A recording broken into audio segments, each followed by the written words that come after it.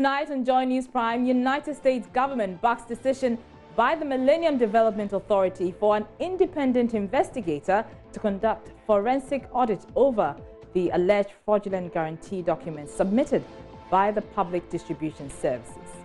Well, government has described the U.S. government's backing of the MMDA decision to institute an independent probe into the PDS saga as a rejection of the minority's call for a probe by the U.S. government. The administration is superintending the execution of a transaction. The transaction requires that the Ghana side conducts due diligence. Due diligence is ongoing. Also, Planting for Food and Jobs program creates 1.5 million jobs in 2 years as free senior high school policy leads to a decline in unemployment figures. The ever-famous Planting for Food and Jobs program is estimated to have created 1,593 jobs from 2017. Also in this bulletin, Ghana Education Service says there are no plans at the moment to scrap VECE as it introduces new curriculum and suspends insurance policy for August following opposition from teachers. They are not scrapping VECE. As we speak now, the curriculum is for primary 1, KG 1 to primary 6. So it has nothing to do with VECE as we speak. And in business, government commissions a $4.5 million fertilizer facility with 8,000 production capacity and the One District, One Factory initiative. Every year, the country imports fertilizers. Although we have 4 other companies currently blending fertilizers, it is not enough to meet the growing needs of our farmers. The demand for fertilizer has seen a major growth over the last 2 years. I'm Arba Kumsin, and Joy News Prime comes to you live from the Joy News studio at Kokomimle here in Accra with digital address GA0992539. Stay tuned.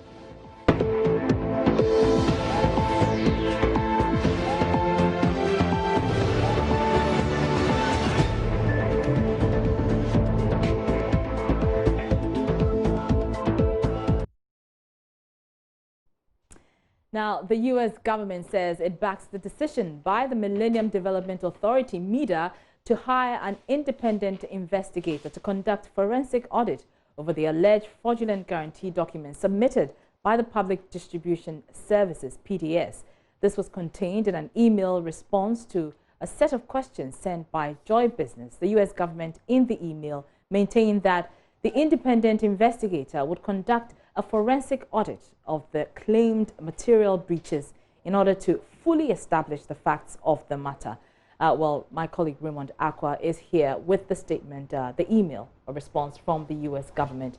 So, Raymond, exactly what are the details of this email? So, the specific details are that, one, it sets out the background to this particular entire engagement. It says that the Compact 2 was signed in 2014, which is in and of itself supposed to make some $498 million of investment in the transformation of that particular energy sector, and proceeds to say that the MCC Ghana Compact 2 is expected to benefit an estimated 9.7 million Ghanaians over the next 20 years.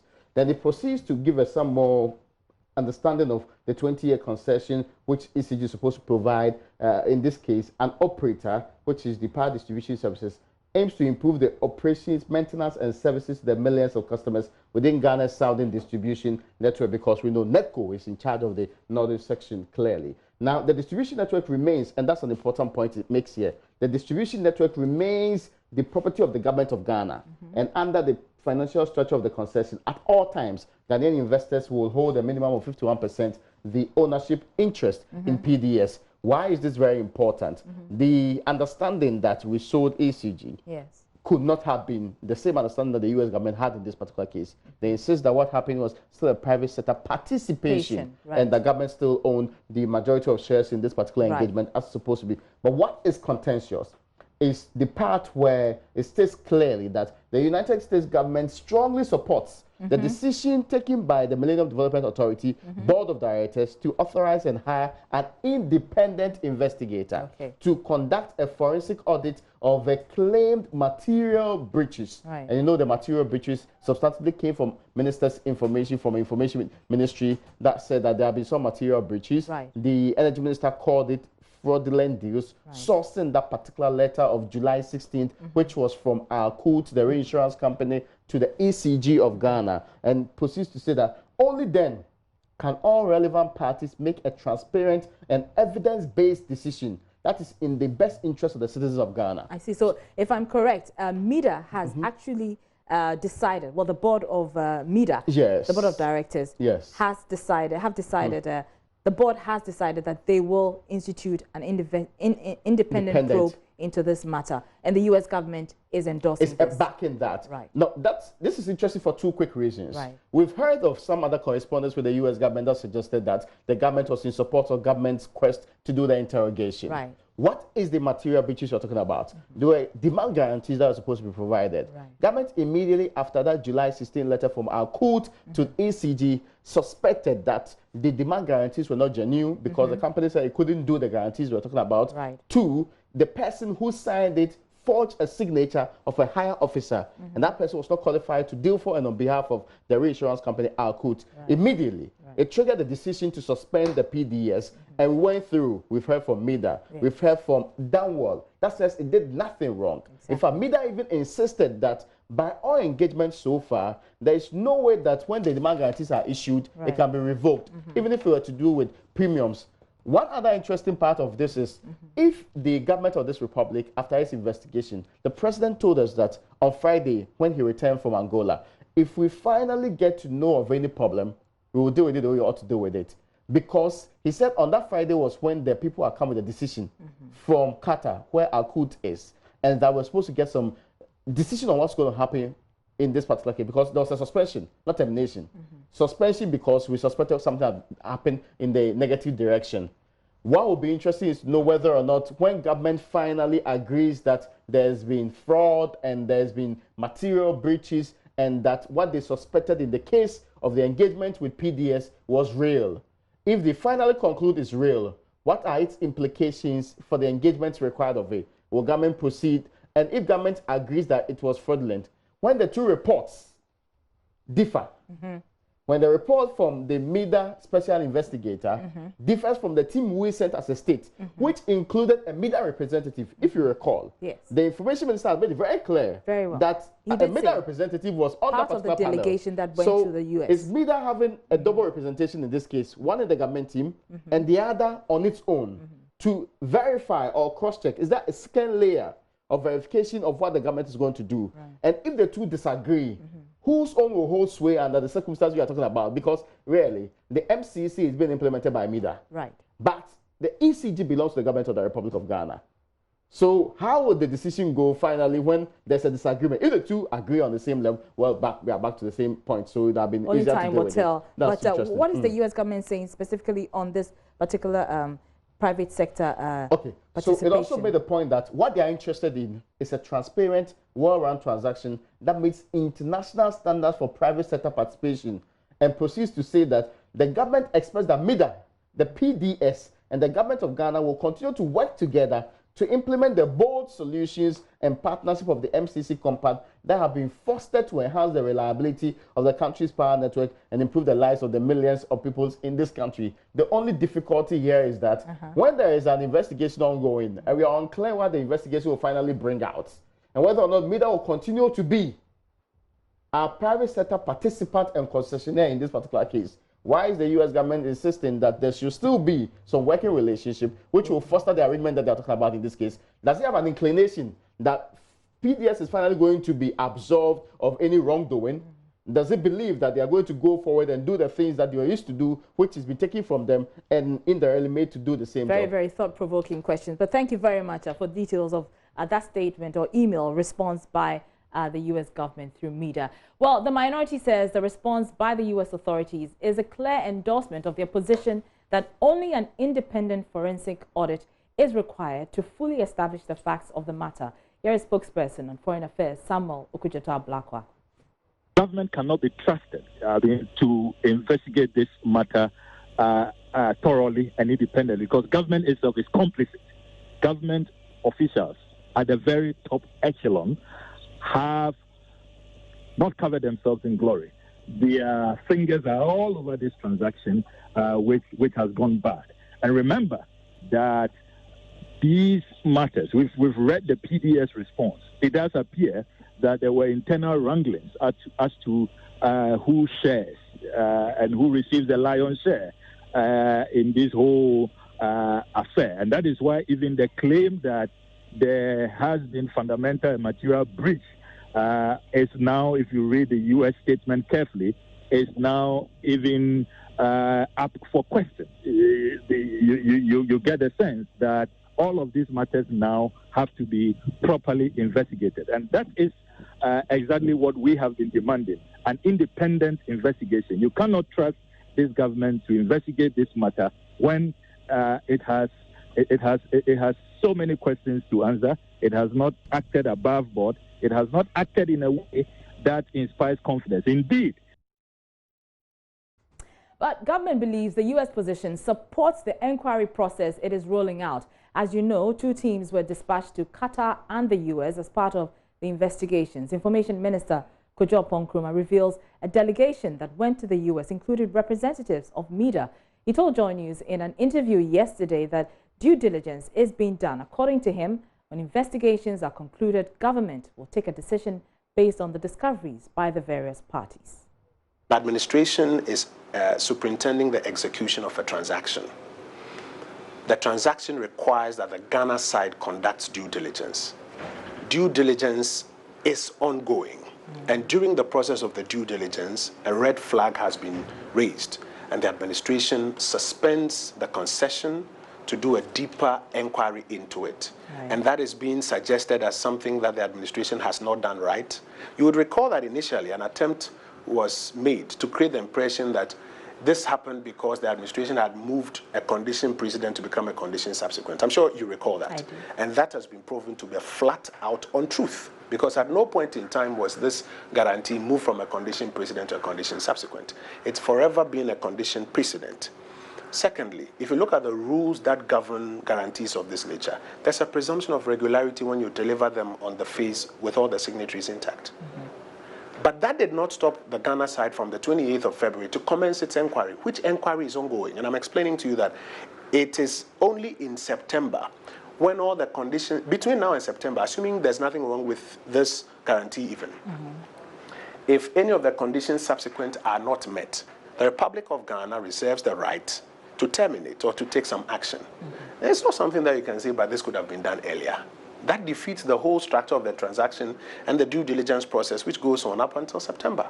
Indeed, in the first 5 years when the concessionaire is required to invest, I understand, up to about 500 million and bring technical improvement, if that doesn't happen even, the state has an opportunity to intervene. So I don't think this impression should be created that something could have been done earlier that was not done.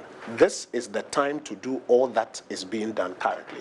And I think for us, the important thing is that in all humility and with respect to the various parties, we are going through the process of inquiry. We commend the parties for even cooperating to the stage.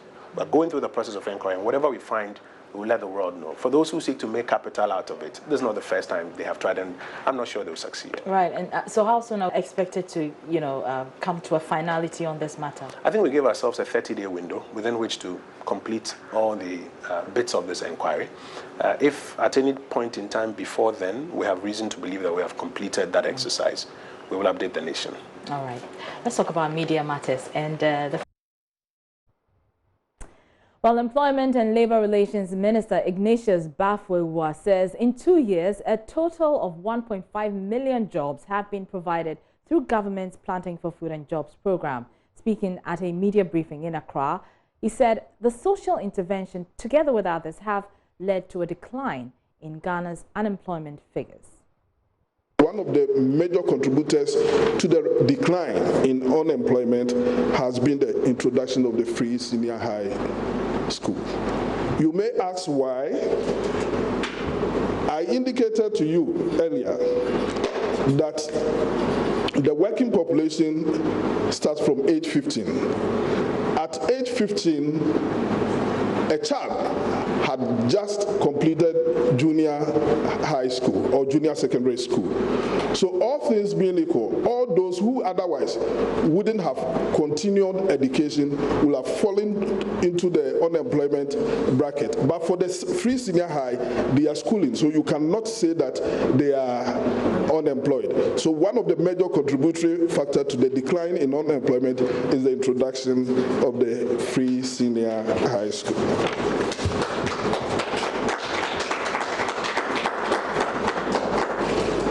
The ever-famous Planting for Food and Jobs program is estimated to have created 1,593 jobs from 2017 to date. The minister also said the National Pensions and Regulatory Authority will soon prosecute 13 employers who fail to pay Tier 2 contributions of their employees. Tier 2.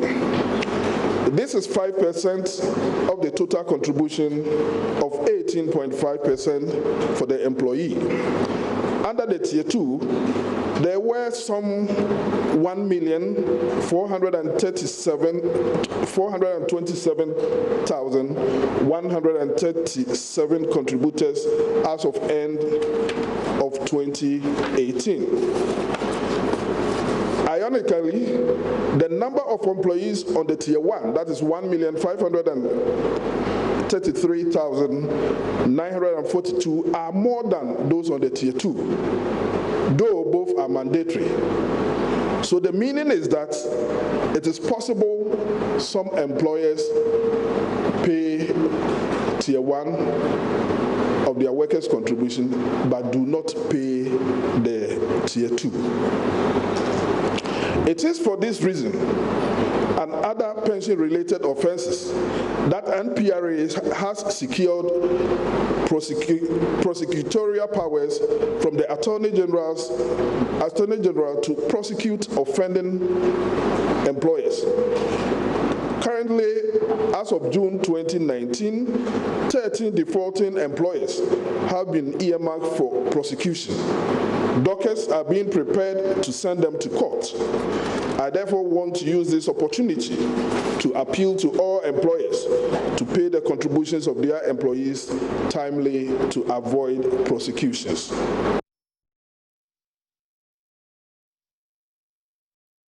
Well, he also revealed that they're putting in place some strategies to get workers in the informal sector on specific pension schemes. Stakeholder discussions are still ongoing to establish specific pension schemes for various economic units within the informal economy, ranging from farmers, fishermen, market women, traders, drivers, artisans, and if I may be specific on artisans, carpenters, masons, welders, tailors, hairdressers, and etc. Expanding pension coverage to the informal economy remains a top priority for the ministry in the short to medium term. Thus, as a sector, we have recognized the formalization of the informal economy as a critical step for the expansion of pensions. To this end, roadmap on transitioning the informal economy into formal economy has been developed in collaboration with sister ministries, departments, and agencies. Of course, not forgetting the Office of His Excellency the Vice President. Additionally, the following specific strategies have been implemented to facilitate enrollment of workers in the informal economy. 1. Various private sector schemes have been registered to provide support services for informal economy pensions coverage. 2. In connection with expanding pensions coverage, the MPRA has begun decentralizing its operation to reach out to more workers. So far, the authority has 4 regional offices outside Accra. Now, the Ghana Education Service says it has introduced some new measures to ensure an effective rollout of the new curriculum. The professional learning communities and the professional development days have been introduced to allow teachers to train themselves and review subjects they have taught during school sessions. Executive Director of the GES, Professor Kwesi Opoku Amankwa, says the new curriculum is being rolled out from kindergarten to primary 6. At least 152,000 teachers are undergoing training on standard-based curriculum, which is taking effect September this year. Professor Opoku Amankwa indicated that teachers' resource packs worth 26 million cedis have been distributed to all districts in the country. We hope to start the program this September, and it is for KG1 to primary 6. We are yet to do for JHS and SHS. We are yet to do for JHS and SHS. So as I indicated, GS and NACA developed training materials, and the training materials, we have various sets of them in here. When we finish, we pass them around and then we can see them. And they include teachers' resource pack, the syllabuses for each of the subjects, and then training guides as well. And the new curriculum is introducing some new things, and we think it's very important that we tell you, and then we get to educate ourselves on it. We have introduced what we call professional learning communities, and what it simply means is that as professionals, as teachers, teaching mathematics, teaching English, as class teachers, we need to meet periodically to review the things that we have taught. As the new curriculum is rolled out by the government next month, there is growing confusion over whether the Basic Education Certificate Examinations, BEC, will be scrapped. The BEC is the main or final WAEC-administered examination taken by junior high school students before the end of their 3-year study. The National Council for Curriculum and Assessment, NACA, says BEC will soon be scrapped from the country's educational system. But the Ghana Education Service, which is responsible for the management of basic and secondary education in Ghana, says it has no plans at the moment to scrap BEC. We are not scrapping BEC. We are not scrapping BEC. As we speak now, the curriculum is for primary 1, KG1 to primary 6. So it has nothing to do with BEC as we speak now.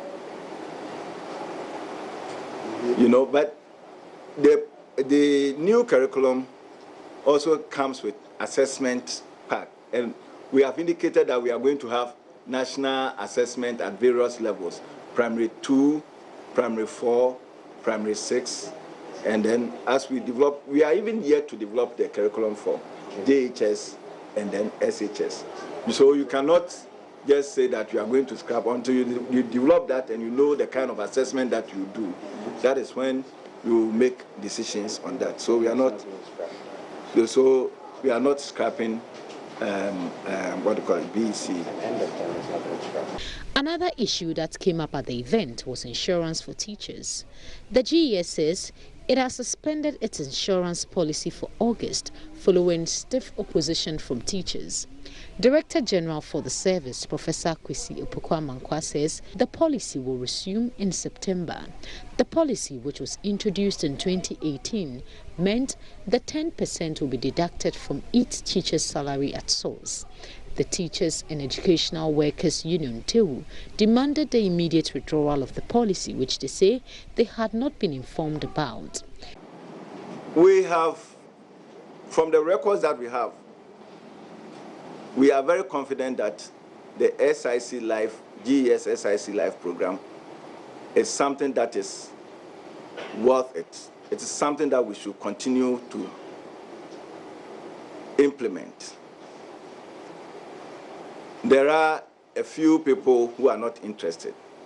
So going forward, these are the outline of the measures that we intend to pursue. We have written formally to as of 6 August, written formally to Controller and Accountant General to, for the second time, suspend the program for August.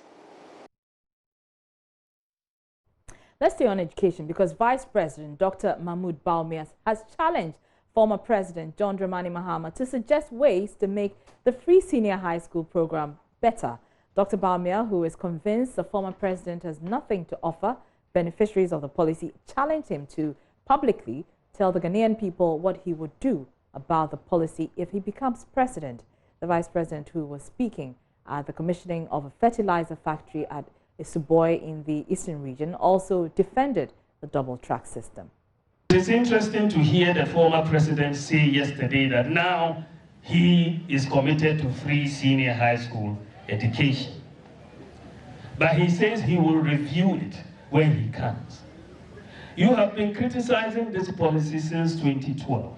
But as of today, he is not able to tell us exactly what he will do.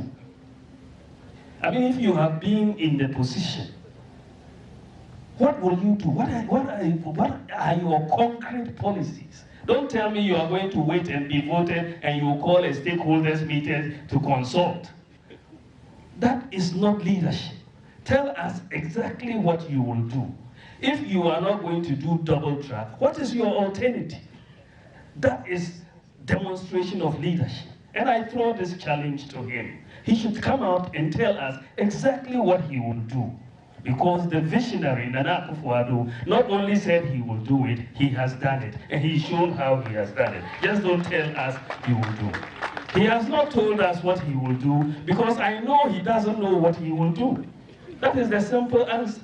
He has no clue what he is going to do. Otherwise, after thinking about this since 2012, he would have been able to tell us what he would do if he was in the position.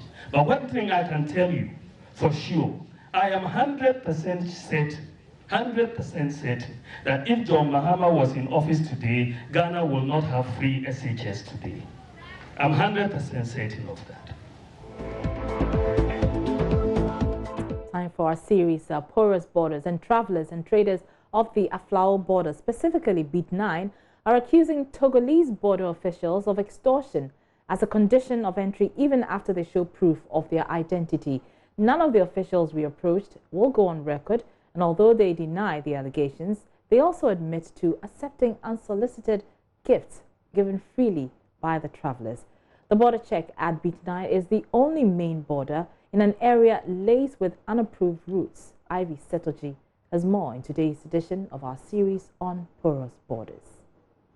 This walkway at Beat 9 is called a pedestrian border. Lots of people are crossing to and fro Togo. Some have identification cards, others do not. Both customs officials and their immigration counterparts share one room with two tables differentiating their offices. Their Togolese counterparts share a similar story. From here, Togo is just a 2-minute walk, and it's not a wonder that Togolese children walk from Togo to school in Ghana and vice versa. Families are spread across this border and they visit very often. So here at the border, I observe dozens of people walk in and out of the two countries' security posts every minute to do business, study, or visit friends and family. Some of the travelers accuse border officials here of extortion even after they submit requisite documentation as proof of their identities. Our brothers and sisters who are actually Ghanaians faces challenges, not with our Ghanaian officials, but then with their Togolese counterparts. Even yesterday, when I was crossing with some of the registration officials, we presented our Ghana card, but then they still insisted on us giving them money before crossing, which When you even see the Ghana card, it is boldly written on it that it is ECOWAS identity card. But I was saddened to be returned yesterday, and which we were not really allowed to cross the border. And when we talk about the security on our side, I think our people are really doing their best. They are doing their best. It is difficult crossing the border, especially those of us very close to it.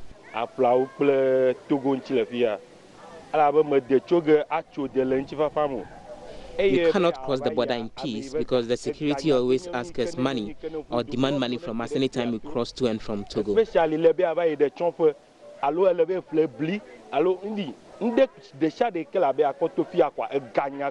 Even if you are going for a funeral or just to buy maize or any reason, they will demand money from you before you cross.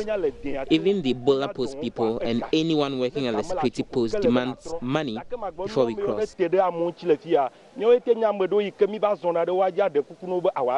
Sometimes some of us have to plead on behalf of some residents crossing, even though it's still very difficult. We are pleading with the government to come to the aid of the people around the pedestrian border because things are not easy here.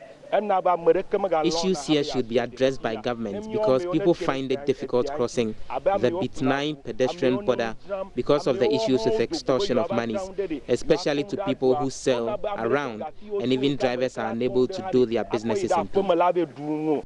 Within this small enclave of Bit9, there are about 5 unapproved routes. This one is closest to the main border post. Several travelers commute through this route to mostly avoid payment of taxes or to avoid long immigration and customs procedures. The only thing separating the two countries at this point is a wire mesh. As a matter of fact, some of the travelers have their houses right by the wire mesh. An immigration officer was spotted at the entrance of this unapproved route at the time we visited. It is unclear whether he was there to discourage usage of this unapproved route by himself, or this is part of the border officials' strategy to at least screen those who opt for this route.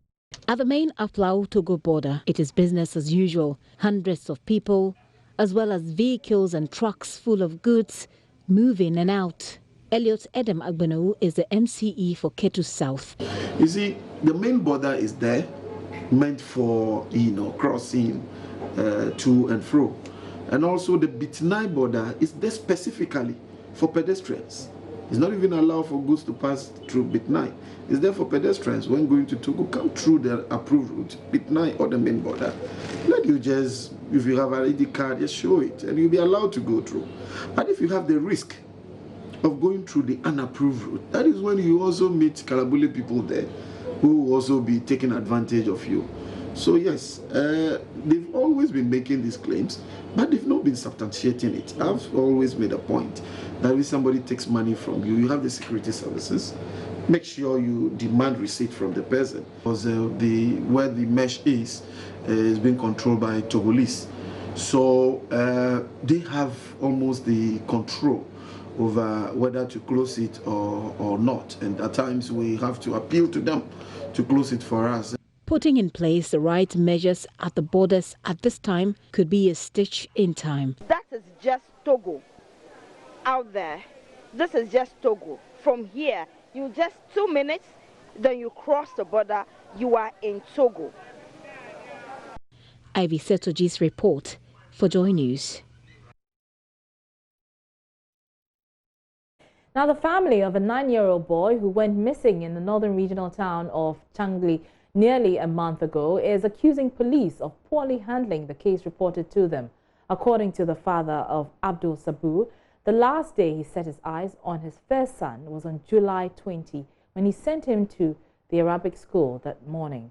The boy has since not returned home. And Dani Yakubu tells Joy News some progress would have been made if the police had taken the matter seriously.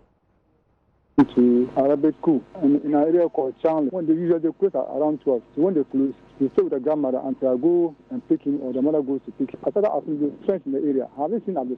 They said no. The next day, that was Sunday, I went to make a radio announcement about his missing. So I also went to the chief palace to tell them. Usually when someone finds a child like that, they usually send them to the chief palace. So I went to that place to make a complaint. So that same day, we even went to make a report to the police that this was what happened. And ever since then, we searched the whole place. We've not found it. So that's the story as I take it to you now. When I made the complaint to them, it's obvious to go to the area and at least do your background work, check or investigation. They never go out. Nobody has told me that someone has gone to the area to seen a police officer come to the area to inquire about the missing of a boy. Nobody has called us to tell us that I'm holding your boy, so pay me this amount and I'll listen. Not hear anything from that. So now I don't know what's happening. We have searched, but still no result. And we have been trying to reach the police in Tamale on this matter since Wednesday. They are yet to respond after we furnished them with details of this incident as we know it. Now, President Akufo-Addo is worried continuous encroachment of airport lands across the country is threatening future expansion of facilities. He wants the Lands Commission and the agencies responsible for the protection of public lands to act and stop the practice. Cutting sword for work to start on the phase 2 of the Tamale Airport construction project, President Akufo-Addo said the practice is unacceptable and must be addressed. This phenomenon threatens the future expansion of airports in the country. It must be stopped. The operators and regulators of our airports, as well as the Lands Commission, need to sit up and ensure that lands belonging to our airports are managed properly and duly protected, not only for future projects of expansion, but also for safeguarding lives and property. Well, the $70 million project, which is funded by the United Kingdom Export Bank, when completed in 13 months, will serve as a complement to the Kotoka International Airport. With funding available and compensation paid to landowners, President Akufo-Addo wants contractors working on the project to deliver on time. Construction of an ultra-modern terminal building, together with a multi-purpose hatch facility and other ancillary facilities, will provide the needed impetus for increased economic and trading activities and will reinforce the status of Tamale as a sub-Saharan hub for flights to and from neighboring West African countries and the Sahel region. The Tamale International Airport, when completed, will also serve as a complement to the Accra-Kotoka International Airport. Significantly, it is also expected that the completion of this project will make Tamale the center of Hajj-related activities in the country and will facilitate seamless travels from Ghana directly to Saudi Arabia for the pilgrimage to Mecca. Estimated at the cost of some 70 million United States dollars, is scheduled to be completed in 13 months. It will encompass the following elements: design for the scope of works, construction of a modular airport terminal building of approximately 5,000 square meters, which is expandable in the future, construction of a hatch facility of approximately 1,000 square meters, construction of a single carriageway access road, construction of landside and airside infrastructure adapted to the terminal size, and construction of water, power, and sewage infrastructure deemed necessary for normal operations. Let's now head to the Asante region, where the Agbo Traditional Authority has integrated a group of diasporans which traces its roots to the area into the indigenous clan system as Ghana marks the year of return. Asante in Kunim Krum of Philadelphia in the United States becomes the first ever to be accorded such acceptance into its ancestral home. Each of the 8 Asante clans has received a section of them as part of their kin. Nana Ojima was there and has filed this report. The traditional Atentembeng sounds loud. Kete drums enter. They combine to create a harmonious sound that fills the Agogo Palace. The trumpets gradually fade out. The drums switch into top gear, creating something for the proud Asante to showcase their Adwa dance skills. The returnees join with miscalculated steps, but never mind. The applause from the people is loud. According to the returnees, their forefathers left Agogo to the shores and later shipped out of Ghana to the United States. They say the forefathers worked as slaves on fields. Chief of Asante Nkunim Krum in Philadelphia, Nana Kofi Tuda, tells the story. Some of the people that they welcomed had no good intentions, and where they were building what they thought were castles were really dungeons in preparation for the most greatest travesty that has ever occurred in the history of mankind, which has killed over 100 million Africans during the transatlantic slave trade. After 400 years, tracing one's ancestral home seems like a near impossible task. A 1982 delegation sent by then Asante Hene Otumfuo Opokuwari II to the States in preparation for the Asante Kingdom of Gold exhibition resonated the Asante spirit in some Pan-Africanists present at the event. Nana Tuda, who has also been installed in Kabom Hene at Agogo, explains how he realized his true home and choice of Asante clan. It was told to me by a Obasun priestess in possession that I was an Akan. And eventually, as time went on, it became confirmed to me through various signs that I would get. In Philadelphia, we have no bats like you have bats. 2 times a bat showed up in my house, which let me know that not only was I Ashanti, but I was in a Asante. That a DNA test where you take the blood and you try and area, what family, what clan you're from, it is not possible because the blood has been polluted. The Asante Nkunim Krum, which is said to be the first Ashanti nation on the shores of the United States of America, has grouped its members into 8 Asante family clans. 5 clan heads for the group in Philadelphia, including Ediana, Kwana, Asuna, Agona, and Asene, were present for the integration. Each exchanged artifacts made of totem of their respective clans with local clans. Nana Ekwia Oforiwa Amanfo is Asuna Hima of the group. In my heart, I pray that the Asenes that I do encounter will accept me as their sister, their mother, their auntie. Here is Chief of Agogo, Nana Ekwia Kusapon, who is happy about the returned family members. Our diaspora families have proven to be trustworthy. Coming back to join your families here, prove your commitment. As families, we stand for each other. You will have to stand for each other. Prove your loyalty. Today, they've been reunited with their families. They've exchanged gifts to signify acceptance.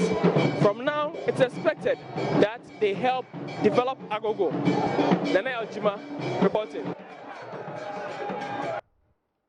And we say welcome back to the motherland. Now, government says it is ready to cede management of some toll booths in the country to private companies. It's part of efforts to maximize revenue to finance road expansion and improvement. Although electronic toll booths at the Tema Plaza and other places have recorded increased revenue, traffic delays and barrier lift failure are drawbacks. However, a new electronic toll collection system with a mobile app is set to address such challenges. It was developed by students of the Department of Computer Engineering at the Kwame Nkrumah University of Science and Technology. On Tech Thursday, Love FM's Chrissy Deborah speaks with the innovators. A survey by the Ministry of Roads and Transport shows the country loses about 40 to 80% revenue from toll booths. To improve revenue generation, efforts were initiated to automate all 35 electronic toll booths nationwide, out of which only 4 have been completed. Tabitha Amadaka. The lack of accountability and then favoritism, and then all of those lead to debt for the government. It was published in 2017 by the NHI that the government had only received 1.2 billion Ghana cedi as revenue, but then they had a debt of 17 billion. And then we would have she and her colleague, Christabel Akwe, set out to look for ways to maximize the efficiency of electronic toll booth systems. Emphasis were on reducing traffic congestion, fuel consumption, and saving travel time. That accountability exists in the collection of tolls. So would assume the system consists of a central database and web server that stores and retrieves information about registered vehicles. The tag can be placed on the windshield embedded within the DVLA roadworthy sticker, vehicle registration or license plate.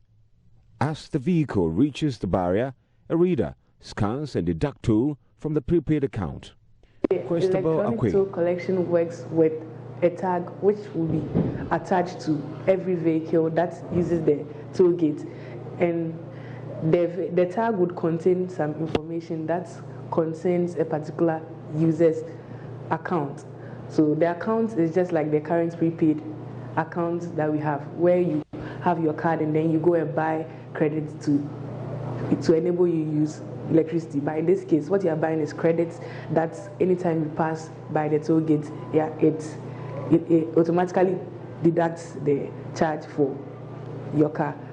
So for our system, we are just using a reader that would be at the toll gate, so that anytime you pass through the toll gate, you wouldn't even have to stop, and you would just have to pass, and then the deductions will be made to your account.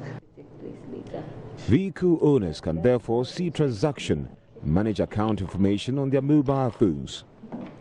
The system records negatives for defaulters who are required to pay all debts before renewal of roadworthy certificates.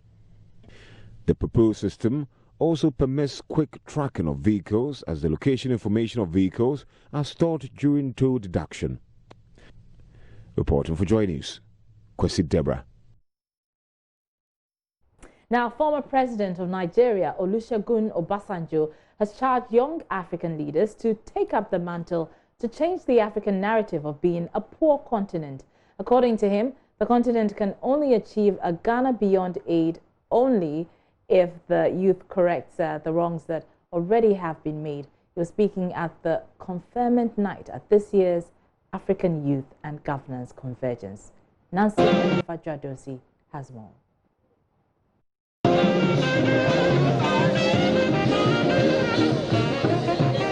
Now, the night began with a red carpet interaction, but the crowd was startled when former President of Nigeria, Olusegun Mahamudu Bawumia, appeared in his beautiful agbada. Touching briefly on what the youth must do to help Africa achieve a continent beyond aid, the former president charged them to see themselves as agents of change now and not only the future. Don't say, you are not a minister. I'm not president. You don't have to be president to make a contribution, and a meaningful contribution. You may have causes to complain. Yes, you may have causes to agitate, even protest. But let not our anger be the anger of the cripple. Let our anger push us, challenge us, and inspire us to say yes. If some mistakes have been made in the past, we want to correct those mistakes. Soon after the delegates marched to the conference, where some individuals and organizations were honored for their immense contribution to the development of AYGC. Taking an award on behalf of the Multimedia Group, Managing Director of Multi TVs and Talksin promised that the organization will do all it can to ensure a better Africa where leaders are held accountable. What we are doing is that we are building the nation. We are a nation-building agent. Of course, it's not easy to build a nation. And the most interesting name that we were given some time ago was we are a regime changers. So if that is the name to be given to us, so be it. But we'll continue to do what we do, which is to build our nation. Before this year, the AYGC was referred to as the African Youth and Governance Conference, but this has been renamed as the Africa Youth and Governance Convergence. The head of Youth Bridge Research Institute, Professor Ransford Jampo, disclosed why the name change. The YBF, in collaboration with the Youth Bridge Research Institute, has therefore revised the focus of the platform from serving merely as Youth Governance Conference to a more institutionalized platform of convergence of young people and their mentors after every year of mentorship to share experiences, lessons, and build the capacity of young people. Former President Obasanjo one more time mounted the stage and talked about how Africa can go beyond aid using a young agriculturist as an example. Because when I came in and I looked down from the window of my hotel, I saw a yam farm.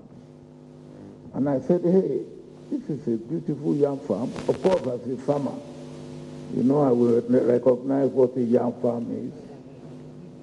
And then I was told that, oh, there's a young man who is a farmer, and a successful one at that. As a young man, if we are going to have Ghana beyond aid thriving, Nigeria beyond aid thriving, Africa beyond aid thriving, we must take agribusiness as the centerpiece of our economic development. He was later conferred as an eminent fellow of the AYGC for paying his dues and contributing to the success of AYGC. The event also ended up with the unveiling of the new logo for the African Youth and Governance Convergence.